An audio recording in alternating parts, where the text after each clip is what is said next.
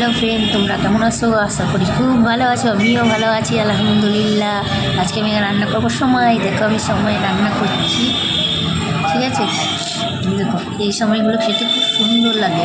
প্রথমে আমি কড়াইয়ের মধ্যে ঘি দিয়ে দিলাম। ঘি দেওয়ার পর আগে থেকে জাল দিয়ে রেখেছিলাম দুধ, আর তার সঙ্গে চিনি আর এলাচ একসঙ্গে জাল দিয়ে রেখেছিলাম। জাল দেওয়ার পর ঘি আগে সময়টাকে ভালো করে নেড়ে ভেজে তারপর সময়টাকে দিয়ে দিচ্ছি। দেওয়ার পর সময়টাকে ভালো করে নেড়ে সুন্দর একটা খুশবু বেরাবে, সেন্ট বেরাবে সুন্দর একটা। ওই সুন্দর সেন্ট বেরাবার পর নাড়ছি, নেড়ে ঘিয়ের মধ্যে নেড়ে তখন সুন্দর একটা স্বাদ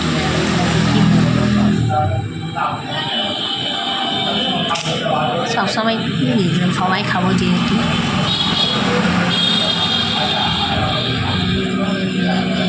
তারপর ওর মধ্যে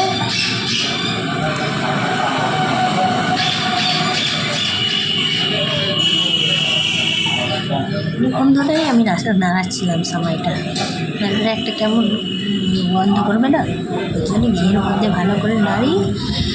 তারপর ওর মধ্যে দুধ আর চিনি যেটা মিশিয়ে রেখেছিলাম সেটা আটা মাখিয়ে রেখেছি, রুটি হবে।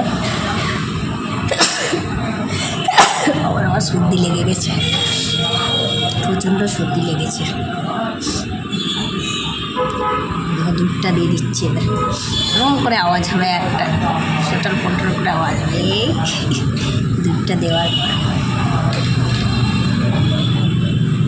ধুয়ে উঠেছে আর আমি সরে গিয়েছি। তারপর সব দুধটা দেওয়ার পর ভালো করে নাড়া হয়ে যাবে। তারপর একটু ফুটতে দেবো, ফোটার পর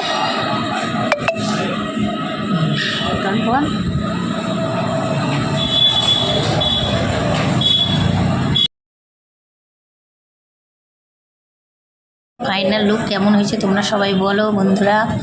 এবার আমি ময়দা মাখিয়ে গোল গোল করে রেখেছি, এবার রুটি হবে। এই দেখো রুটি বেললাম, রুটি বেরিয়ে এবার শেখবো।